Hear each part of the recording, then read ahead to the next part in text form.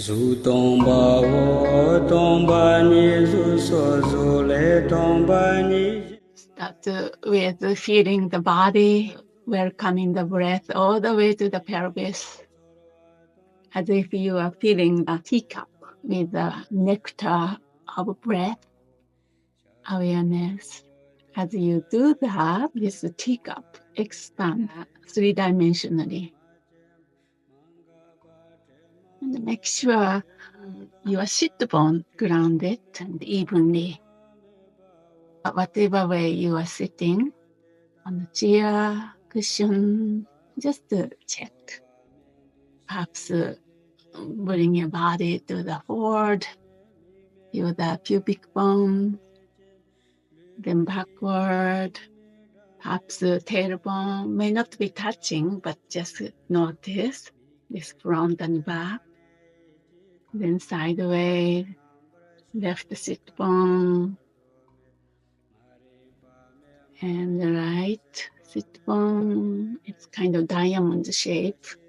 Just in that center, breathe in all the way down. The end of the central channel, this shimmering river. And slowly invite the breath from the bottom, as if you are feeling the vehicle to awakening, called the body, with the light nectar of breath and awareness. And slowly filling up to the lower belly. Again, breathe three-dimensionally. Don't need to breathe so deeply, just naturally invite, welcome, open to, even surrendering to this natural flow of breath. Just checking what's here. As you do that, see if you can imagine like hot air balloons lifting. Your upper torso is quite nicely lifted. Diaphragms expand three-dimensionally. Now come to the heart center and just take a moment to rest. And what's here? And perhaps you can inquire into what brings me here. What's particular today's journey? What's my intention? Why I enter Tantra? Why I don't stop in Sutra? I could have done that. Tantra is not for everybody, but somehow all the causes and conditions came together to bring me to enter Tantra. Acknowledging this precious, rare opportunity to take essence, extract the essence of what we call precious human life, to bring us to awakening as quickly as possible. I cannot wait for zillions years or aeons so that I can bring all happiness to all beings. Stop this unnecessary suffering, struggle, my personal life and global levels. Okay, with that intention, just quietly rest. Rest in Mahamudra if you like, shamatha, clear, luminous nature of your awareness, like resting or being with the calm, quiet surface of the lake. Now I invite you to look into that lake. Quiet, calm, luminous, reflective lake called awareness, mind. And bring your attention or invite your attention gently to what you take to be the self, the I, or the one who is meditating, who is listening, the I who gets distracted, perceiver, doer, meditator, experiencer, whatever you fabricate. Look at that. See how it appears right now.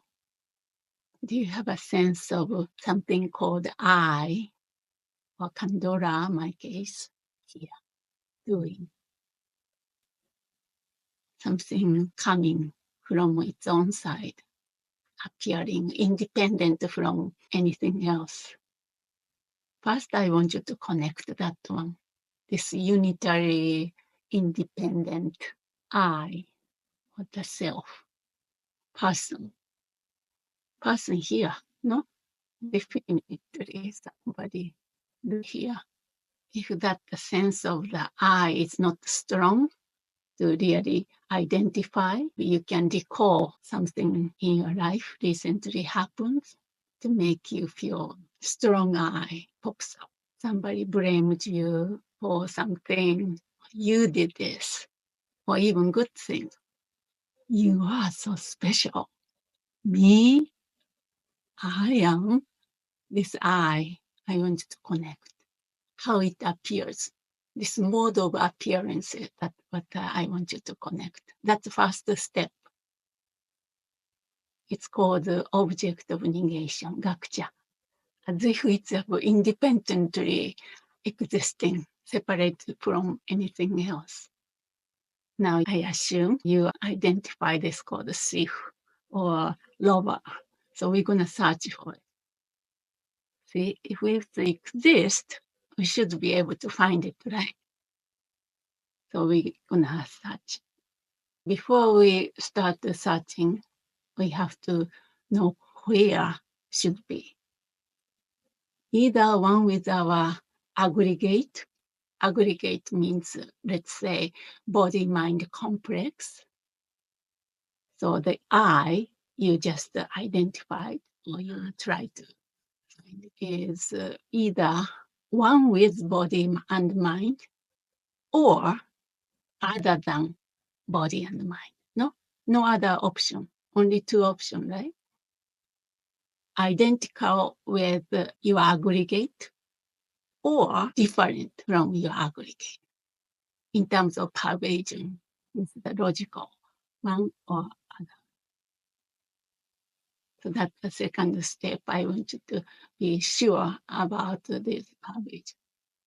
If things exist, if this I exists, either one with your body and mind, or other than your body and mind. Okay, maybe you same as the body and mind. Let's check. If this I, unitary I, independently existing, inherently existing I is one with body and mind, then this I should be multiple things, because body and mind is multiple thing, not unitary. If we flip other way, if it's identical with body and mind, same as body and mind, the body and mind should be a unitary, one thing. That's not the case, no? Body and mind, especially in West, separate two things. And also even the mind, there are many different kind of mind. It's not one thing. So I'm going to go a little quickly. So it's not the one with them. It must be the different from body and mind. If it's completely different from body and mind, there's no relations. If I say that I go or I eat, who is eating? Nobody. If I said I eat, then Elena is eating or somebody else, so not other than body and mind either. Then conclusion is that the I we thought existing inherently, we cannot find it. But you say if you cannot find it, that means it doesn't exist in the way we thought exists.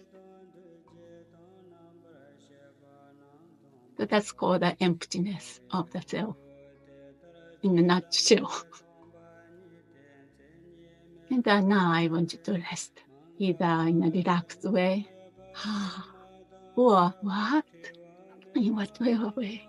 Whatever way, I want you to relax in this unfindability of this solid, independent, inherently existing you, self. It does not exist in a way that it appears. Just allow the impossible way of existing. I dissolve back to the true nature. Resting now. Get more used to it, familiar with that. We start with this mental image, this emptiness. Invite the body, allow the body to remember. Then get used more and more to this deconstruction of the self. Then now we construct or we create the true self. Now I want you to appear or go back to the who and you truly are. Why don't you appear as a divine presence? In our context, Vajra Yogini, but whatever way, feel so-called divine pride or sacred dignity, see if we can cultivate. See, from emptiness, you can paint anything, no? Then why don't you paint this divine picture, divine world, you and or environment, your mandala, your mind, pure mind, purified mind create the world. For the deities, mandala, world, environment, everything is pure. That's called the pure land. Kechara, pure land. In the case of Vajra Yogini, just to take a moment to even consider a possibility that you will be able to live in this life.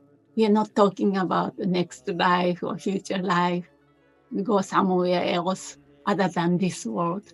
No, this world we are talking about transforming this way. Pure being all here. The world is pure land, the divine abode. Okay, just rest 1 minute. Soak in that possibility. You know, whatever worries us right now or concerned about, if we wake up from this dream, it's laughable. Even just the impermanence, think about that. Next moment, maybe next year, 1 month from now, which is change. The chuckle.